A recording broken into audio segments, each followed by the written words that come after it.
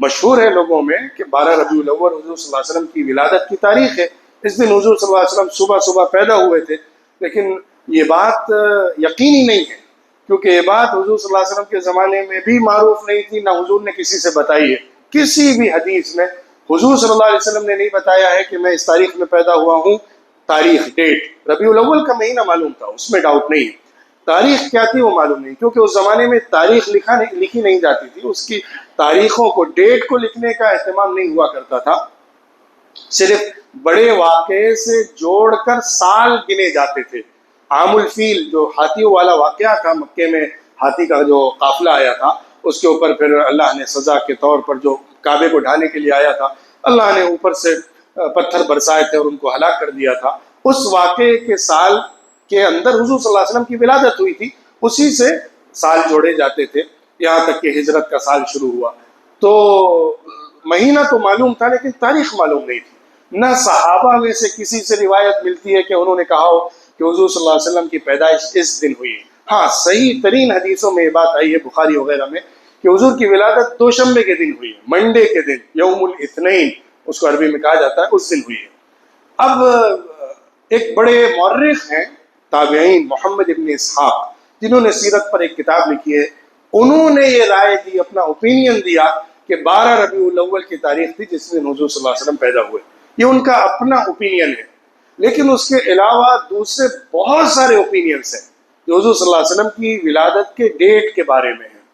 1، 2، 5، 10 ربیع الاول کی تاریخیں بھی بتائی جاتی ہیں، اور جن لوگوں نے بعد کے زمانے میں بڑی گہری تحقیق کی ہے، سیرت کی بہت مشہور ہمارے ملک ہندوستان کے اندر کتابیں لکھی گئی ہیں، ان میں ایک عظیم الشان کتاب علاقہ منصور پور کے ایک بڑے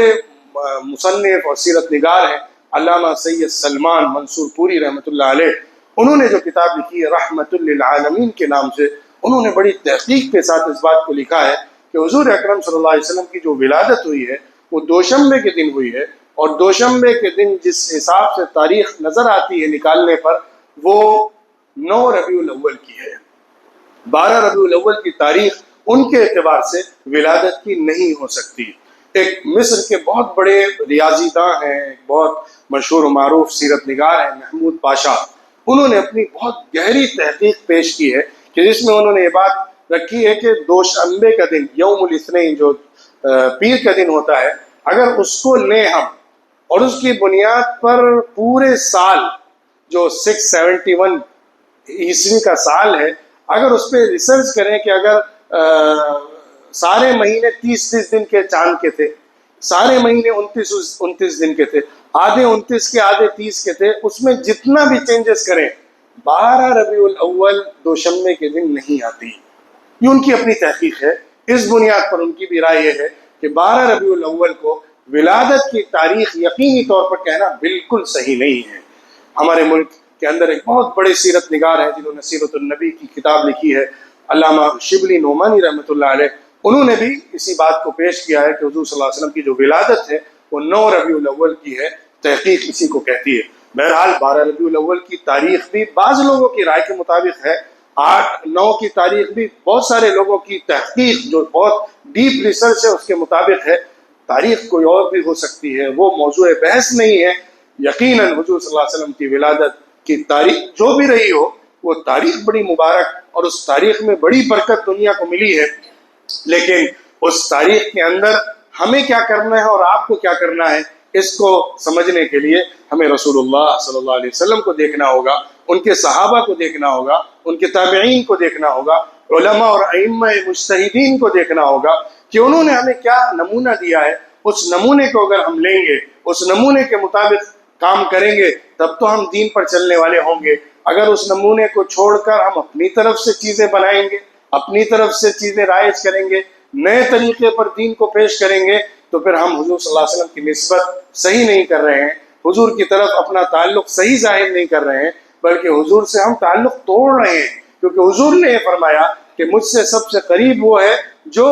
میری سنتوں سے سب سے قریب ہے۔ حضور کی سنت کو اختیار کرنا، حضور نے زندگی کیسے گزاری، حضور کا اٹھنا بیٹھنا کیسے تھا، کھانا پینا کیسے تھا، چہرہ مہرہ کیسے تھا، حضور صلی اللہ علیہ وسلم کے تعلقات کیسے تھے، سلوک کیسا تھا، ان چیزوں کو سیکھ کر، جان کر اختیار کرنا، یہی محبت حضور صلی اللہ علیہ وسلم سے ہو سکتی ہے، ورنہ صرف مظاہرے، صرف شور ہنگامہ، صرف لائٹنگ اور طرح طرح کے نمونوں سے ہمیں اپنی خوشی کا اظہار اور جشن منانے کے طریقے، اس سے اللہ کے ہاں محبت 1 روپے کی بھی نہیں مانی جائے گی۔ 1 روپے کی بھی محبت اللہ کے ہاں اس کی قدر نہیں کی جائے گی، نہ اس کی حیثیت اور ویلیو دی جائے گی۔ اللہ کے ہاں جو قدر ہوگی، اللہ کے ہاں جو اہمیت ہوگی، اور رسول اللہ سے ہمیں قریب کرنے والی جو چیز ہوگی، وہ حضور کے اخلاق کو جتنا ہم اختیار کریں گے۔ حضور نے فرمایا کہ آخرت میں سب سے زیادہ قریب مجھ سے جس کو جگہ ملے گی، بیٹھنے کی مجلس ملے گی، وہ وہی ہوگا کہ جس کے اخلاق سب سے زیادہ اچھے ہوں گے، جو میرے کیریکٹر کو جتنا فالو کرے گا اتنا ہی زیادہ میرے قریب ہوگا۔ ورنہ آپ حضور کے نام پر جتنا واویلا اور شور اور ہنگامہ کر لیجئے اور جو کچھ دکھانا ہو دکھا لیجئے، اللہ دلوں کو دیکھ رہا ہے، اللہ ایمان کو دیکھ رہا ہے، اللہ ظاہر کو نہیں دیکھتا، باطن کو دیکھتا ہے۔ حضور صلی اللہ علیہ وسلم سے تعلق اور محبت کی بنیاد حضور کے نزدیک ہمارا عمل، ہمارا کردار، ہمارے اخلاق، ہماری زندگی ہے، نہ کہ ہمارا باہری رسم و رواج جو ہم نے اپنے طور پر بنا لیا ہے اور اس کو حضور کی طرف منسوب کر دیا ہے۔ خوش ہوئیے، دل سے خوش ہوئیے، اور ہم سب کو خوش ہونا ہی چاہیے، ایمان کا تقاضا ہے۔ محبت سب سے زیادہ کریے اور کرنا ہی چاہیے۔ حضور اکرم صلی اللہ علیہ وسلم سے بڑھ کر کسی سے محبت نہیں ہو سکتی، لیکن حضور کے طریقے کو چھوڑ کر کسی اور کے طریقے پر اگر چلیں گے، یا حضور سے محبت کا زبانی دعویٰ تو کریں گے لیکن عمل میں حضور کی مخالفت کریں گے، نمازیں چھوڑ دیں گے،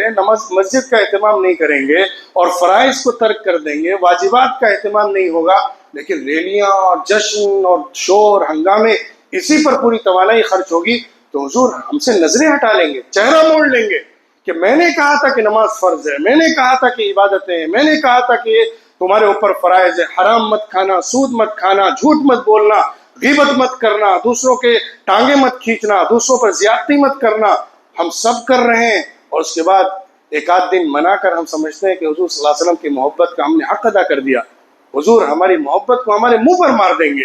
کیونکہ اللہ نے محبت کا معیار اور رسول اللہ صلی اللہ علیہ وسلم نے محبت کا معیار یہ بنایا ہے۔ تم اپنی زندگی اور کردار سے، اپنے ایمان سے، اپنے اخلاق سے حضور کا نمونہ اختیار کرو اور ان کے نقش قدم پر چل کر دکھاؤ۔ جس دن یہ کر دو گے، اس دن زبان سے دعویٰ کرنے کی ضرورت نہیں پڑے گی، اللہ خود بخود تمہارے لیے بلند مقامات لکھ دے گا۔ اللہ ہم سب کو صحیح طور پر حضور صلی اللہ علیہ وسلم کی اتباع کرنے والا، ان کی محبت کو دل سے، زبان سے، عمل سے، ہر طرح سے پیش کرنے والا بنائے، اور صرف نام کا مسلمان نہ بنائے، جشنوں کا مسلمان نہ بنائے، بلکہ کردار کا، اخلاق کا، عمل کا مسلمان بنا دے اور رسول کا امتی بنا دے۔